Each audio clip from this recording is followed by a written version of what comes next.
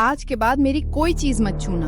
और आप भी मेरे काम में दखल मत दीजिए। तुम दोनों की लड़ाई ने इस घर की खुशियाँ छीन ली। क्या दो बहुओं की ये लड़ाई परिवार को हमेशा के लिए तोड़ देगी, या सच सामने आने पर सब बदल जाएगा? सच जानने के लिए थोड़ा पीछे जाते हैं। रीना, आज मैं तुम्हारी पसंद की खीर बनाऊंगी। वाह दीदी, मैं आपकी मदद करती हूँ। दोनों रसोई में हंसते हुए काम कर रही थी। तभी पड़ोसन कमला घर में आई। अरे रीना, सारी तारीफ तो हमेशा सविता की होती है, तुम्हारी मेहनत कोई देखता ही नहीं। ऐसा क्यों कह रही हैं चाची? समय आने पर सब समझ जाओगी। कमला की बात रीना के मन में घर कर गई। उसने कुछ नहीं कहा, लेकिन उसके चेहरे की मुस्कान गायब हो गई। क्या हुआ रीना, तुम अचानक चुप क्यों हो गई? कुछ नहीं दीदी, मैं ठीक हूँ। शाम को पूरे परिवार ने साथ बैठकर खाना खाया। आज की खीर बहुत स्वादिष्ट बनी है। सविता, तुमने बहुत अच्छा बनाया। मैंने भी तो उतनी ही मेहनत की थी।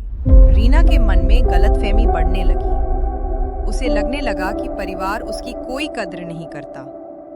उसे बिल्कुल पता नहीं था कि कोई जानबूझकर दोनों बहुओं के बीच दूरियां बढ़ा रहा है। अगली सुबह घर में पूजा की तैयारी चल रही थी। सरला ने दोनों बहुओं से मिलकर प्रसाद बनाने के लिए कहा, लेकिन कमला चाची ने पहले ही एक नई चाल चल दी थी। सविता बेटी, तुम्हारी सास कह रही थी कि रीना से कोई काम ठीक से नहीं होता, इसलिए आज सारा प्रसाद तुम ही बना लेना। माँ जी ने ऐसा कहा।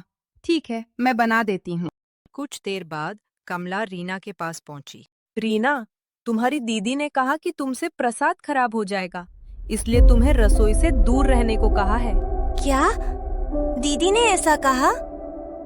मैं झूठ क्यों बोलूंगी? रीना की आंखों में आंसू आ गए। उसे लगा कि सविता उसे नीचा दिखाना चाहती। दीदी, अगर आपको मुझ पर भरोसा नहीं है तो आगे से मैं रसोई में नहीं। अरे, मैंने ऐसा कब कहा? अब अनजान मत बनिए। तुम मुझ पर बिना वजह आरोप लगा रही हो। अरे बेटियों, क्या हुआ? तुम दोनों क्यों झगड़ रही हो? माँ जी, जब मेरी कोई इज्जत ही नहीं है तो मैं इस घर में क्या करूँ? माँ जी, मुझे समझ ही नहीं आ रहा कि रीना ऐसा क्यों बोल रही है। दोनों बहुओं की तेज आवाज सुनकर अजय, विजय और रामप्रसाद भी आ गए। बस, इस घर में कभी ऊंची आवाज नहीं हुई। आखिर बात क्या है? दोनों बहुएं एक दूसरे की तरफ गुस्से से देखने लगी, लेकिन सच किसी को नहीं पता था। दूर खड़ी कमला चाची मन ही मन मुस्कुराई। ये तो बस शुरुआत है, अभी असली लड़ाई बाकी है। क्या कमला की साजिश कामयाब हो जाएगी, या परिवार समय रहते सच्चाई जान जाएगा? कमला चाची की बातों ने दोनों बहुओं के मन में जहर घोल दिया था। अब छोटी छोटी बातें भी बड़े झगड़े में बदलने लगी थी। अगली सुबह रीना, मैं सब्जी लेने बाजार जा रही हूँ। तुम तब तक रोटियाँ बना लेना। मैं आपकी नौकरानी नहीं हूँ जो हर बार आपका कहा मानूं। मैंने तो सिर्फ मदद के लिए कहा था। अब मुझसे कोई काम मत कहिए। दोनों की आवाज सुनकर सास सरला रसोई में आ गई। बेटियों, तुम दोनों को क्या हो गया है?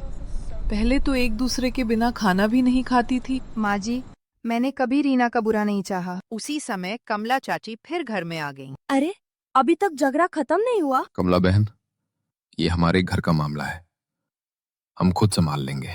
मैं तो बस मदद करने आई थी।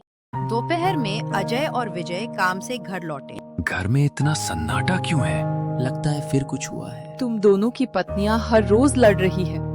अब ये घर पहले जैसा नहीं रहा। सविता, आखिर बात क्या है? मैंने कोई गलती नहीं की। रीना, तुम बताओ।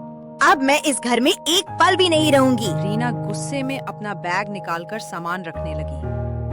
पूरे परिवार के होश उड़ गए। बेटी, ऐसा मत करो। तभी दरवाजे के बाहर खड़ी एक पड़ोसन ने कमला को किसी से धीरे धीरे बातें करते हुए सुन लिया। उसे शक हो गया कि इन झगड़ों के पीछे कोई बड़ा राज छिपा है। रीना के घर छोड़ने की बात सुनकर पूरे परिवार की आंखों में आंसू आ गए। लेकिन उसी समय पड़ोसन सुनीता को कमला चाची पर गहरा शक होने लगा। कमला चाची इतनी खुश क्यों दिख रही हैं? जरूर कोई राज है। तय किया कि वो कमला पर नजर रखेगी। विजय, मैं अब इस घर में नहीं रह सकती।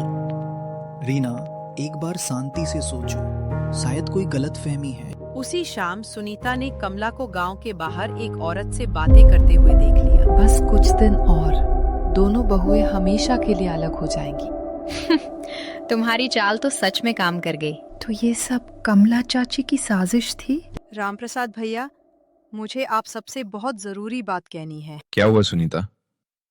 आपके घर की लड़ाई किसी और ने करवाई है। पूरा परिवार एक दूसरे का चेहरा देखने लगा। क्या मतलब? मैंने अपनी आंखों से कमला चाची को कहते सुना कि वही तुम दोनों के बीच गलत फहमियां फैला रही थी। क्या? तो दीदी ने मेरे बारे में कुछ भी नहीं कहा था? रीना, मैंने कभी तुम्हारा बुरा नहीं सोचा। रीना की आंखों से आंसू बहने लगे। लेकिन तभी दरवाजे पर किसी ने जोर से दस्तक दी। ठक ठक ठक। सामने कमला चाची खड़ी थी। उनके चेहरे पर गुस्सा था, लेकिन उन्हें बिल्कुल अंदाजा नहीं था कि उनकी साजिश का राज अब पूरे परिवार के सामने आने वाला है। रात का समय था। पूरे परिवार की नजर दरवाजे पर खड़ी कमला चाची पर थी। किसी को पता नहीं था कि अगले कुछ मिनटों में वर्षों पुरानी उनकी इज्जत मिट्टी में मिल जाएगी। क्या बात है? सब लोग मुझे ऐसे क्यों देख रहे हैं? कमला, अंदर आओ, हमें तुमसे कुछ पूछना है। पूछिए, क्या बात है? झूठ बोलने से पहले सोच लेना। मैंने अपनी आंखों से तुम्हें साजिश करते देखा है। चाची, क्या ये सच है? मैं बोलिए चाची, आखिर आपने हमारे घर को तोड़ने की कोशिश क्यों की? हमारा परिवार हमेशा खुश रहता था। आपको इससे क्या परेशानी थी? मुझसे गलती हो गई। मुझे तुम लोगों का प्यार और एकता देखकर जलन होती थी, इसलिए मैंने तुम दोनों बहुओं के बीच गलतफहमियां पैदा कर दी। दीदी, मुझे माफ कर दीजिए।